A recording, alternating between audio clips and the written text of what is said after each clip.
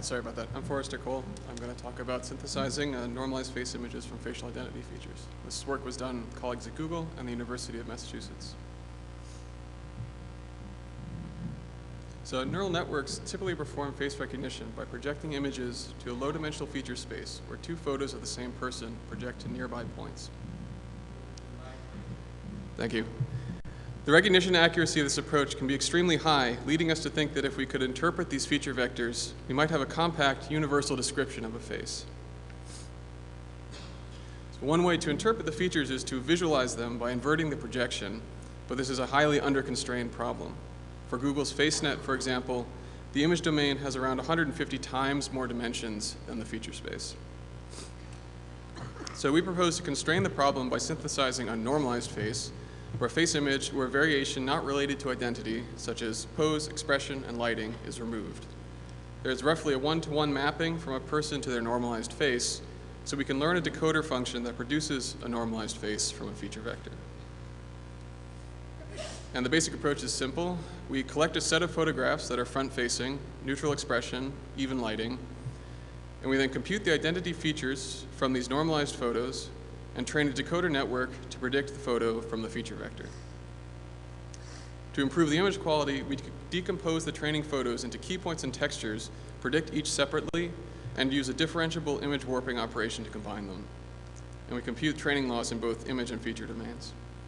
So the key point here is that because the identity features are so stable across pose, expression, and other factors, the same decoder network also works for arbitrary, non-normalized photos.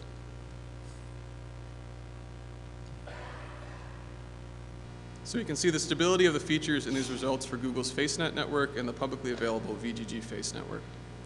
While the outputs are a bit noisy, the decoder produces consistent results across varying pose, expression, lighting, even full occlusion of the eyes, as in the second column. Overall, we get somewhat better results from the FaceNet features. This suggests that FaceNet features are more stable than VGG Face features, even though the networks have similar performance on face recognition benchmarks. We can use the predicted key points to remove the background noise from downstream applications.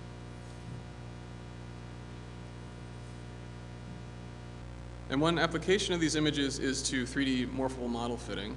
So the normalized face is an ideal input to a fitting algorithm. So by first synthesizing a normalized face from a photo and then fitting the model, we can fit all sorts of images, even monochrome photos and paintings, while producing a plausible result. Another possible application is color balancing. Since the normalized face has, in theory, the true color of the face, we can adjust color balance by synthesizing a normalized face, then adjusting the color of the original photo such that the average face color matches the average synthesized face color. You can even take a large group photo like this and extract features from all 34 people and synthesize a face for each one. So we've improved the image quality here over the previous results by using a larger internal training set, but the algorithm is the same. Again, each face image was generated entirely from a 1K feature vector without any direct reference to the pixels in the original photograph or fine-tuning the recognition network. And one of my favorite things about this example is how robust the results are, even for severe occlusions. So the identity features are so stable that we can produce a usable result from this mostly occluded face, and one that's recognizable enough that you can use it to find the guy's roster page. Thanks, and come find out more at a poster session and online.